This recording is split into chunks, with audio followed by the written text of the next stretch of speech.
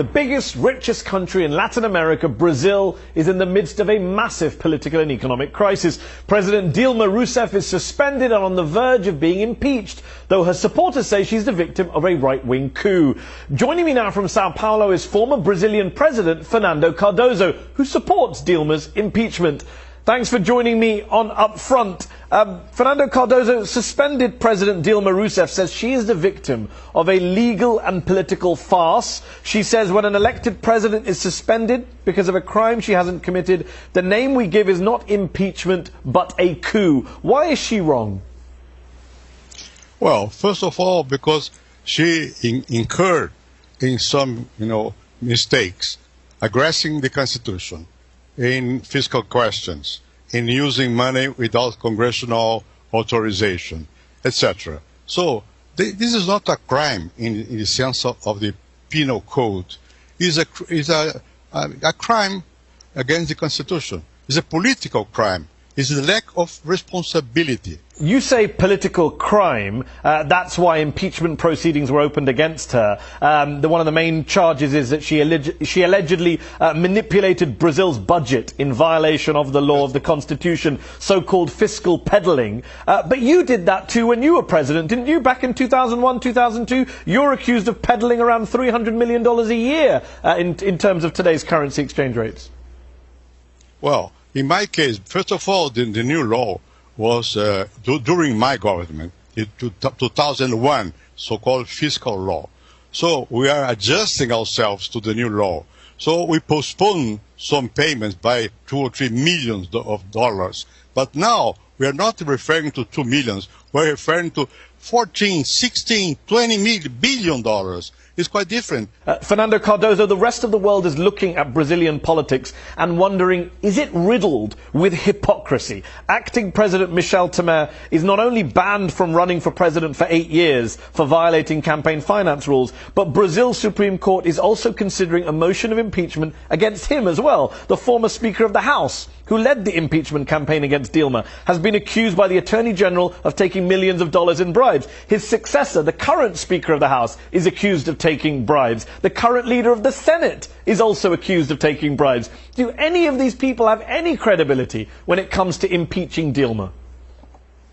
Well, you mentioned three important political Brazilian leaders 4 people. Who belong, 4 people maybe, who belong to the Democratic Party in Brazil.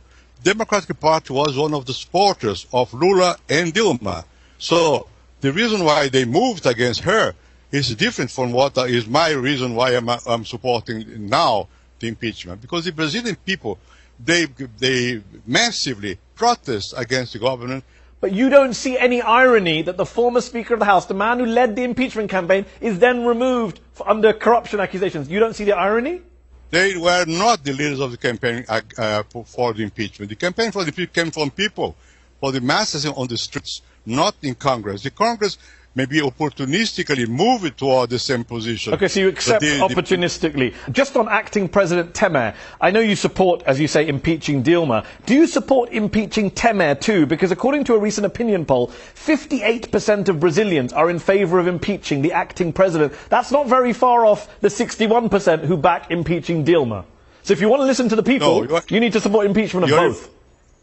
This is a misleading information. 60% or more of Brazil are not supporting, are not voting in favor of either Dilma or Temer. They are not asking for Temer to be impeached. 58% of Brazilians, Fernando Cardoso, say they want to see Mr. Temer impeached, according to a poll published by Datafolha in April. Well, that's not to my knowledge. But anyhow, well, I'm telling you now, there's 58% of Brazilians according to a poll in your country. So do you support the impeachment of the acting president? Because you say you listen to the people. Listen to me. Let's explain to you first. You have to have more information. Well, you're the one who doesn't have any information of the polls, with respect. I'm telling you information. Okay, my party is moving a process against Dilma and Temer by accusing both of them to have manipulated elections by using money coming from not clear sources. So that's my position. So do you support the impeachment of the acting president, yes or no? this is not impeachment. It's a different process. I accept that. I'm asking you a question, though. Do you support the impeachment of Mr. Temer? Yes or no? What is the reason? What is the reason? The constitutional reason for that? Impeachment depends on the Constitution and on the lack of basis, political basis inside Congress. That is not the case with President Temer. Just to broaden it out, this whole anti-Dilma movement came out of the wider multi-billion-dollar corruption scandal involving Brazil's state-run oil firm Petrobras, the biggest ever corruption scandal in Brazil's history, perhaps in the history of any modern democracy. But it's a scandal which has affected not only Dilma's government and ruling Workers' Party, it's also been linked to acting President Michel Temer, to the former Speaker of Parliament who started the impeachment motion, and to your PSDB government too. When you were president in 2002, your government is alleged to have received a $100 million bribe during Petrobras' purchase of an Argentine company. No, sorry, I protest. This is not true. You deny what these two former accusation. So you deny what these two former Petrobras directors, Nestor Severo and Senator de Amaral, have revealed in their plea bargains. They say that there are documents showing... No. They never show any document. Only Severo said that during the process of buying this refinery, someone vaguely received, imagine you, $100 million. Did somebody in your government receive $100 million or not from Petrobras? No, this is not true in a protest, because you cannot say that without giving data, number, person, so on and so forth. This is not true. You can't blame Dilma and her supporters for calling this a coup, now that we have a secret phone recording that was released in May, in which the then planning minister, Romero Jucá, I believe his name, basically plots to remove Dilma and install Temer in an attempt to shut down the Petrobras scandal investigation, in which he and other officials have been implicated. He's since resigned, of course, but he's on the phone saying this is why we should install Temer and get rid of Dilma, because of Petrobras. The scandal in Petrobras is completely, entirely in the hands of people close to Lula's and Dilma's government. And this is very serious. No one is questioning the seriousness. I'm asking you a specific question about this minister. When he's on the phone saying to someone else, we have to change the government to be able to stop the bleeding, and the other senator says the easiest solution would be to put in Michel. When we hear that, what else can we call it but a coup? Sorry, but what was the result of that? Zero. The process is, the trial is proceeding. The justice is independent, and they are continuing to do what has to be done. Okay, Fernando Cardoso, there have also been some pretty serious accusations against you personally on the corruption front. In February of this year, Brazil's Ministry of Justice opened an inquiry to investigate claims that you used the company Brasif to make monthly payments to a woman who is allegedly your former mistress. What's your response to those accusations? First of all, her denied the fact. Second, the business company said that's not true. Third, she started to work with that business people in the year 2013, when I was no more president. And I had what has been, if this is an accusation, we have a love affair, was 20 years before.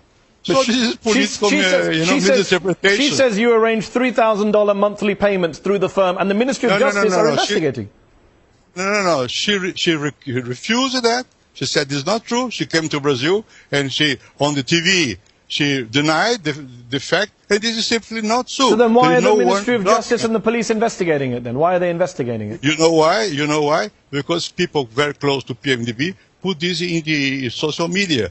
And I like the Dilma Minister of Justice, and he was forced to open a discussion. I asked the people about it. You gave me one concrete element. So this is not true. This is political attempt to demoralize a person who has correct life. Let me say no. Let's go one step ahead.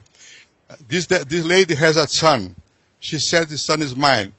DNA proved it is not mine. And in spite of that, I like this guy. And I support his education all the time with my money, using the central bank and all that to send money to this guy. But why do you send money to this guy if he's not your son? Maybe that's why people are suspicious. No, because I had a connection with him. I like him. One last question before we finish. Do you worry that the entire Olympics in Brazil will be overshadowed this summer by these ongoing political crises in your country? That your country's standing in the world will be harmed at a time when everyone in the world is looking at Brazil? Well, that's a pity. I don't know why, it's a real pity, the fact that the government of Brazil has been so undermined by corruption and by bad political decisions. It coincided with the Olympics. I would prefer to have a much more sound nation to show to the world. But unfortunately, in the last years, the corruption in PT government was so high and the lack of sense of reality so elevated that we are now facing a disastrous situation. Fernando Cardoso, thank you so much for joining me on Upfront. Thank you. That's our show. Upfront will be back next week.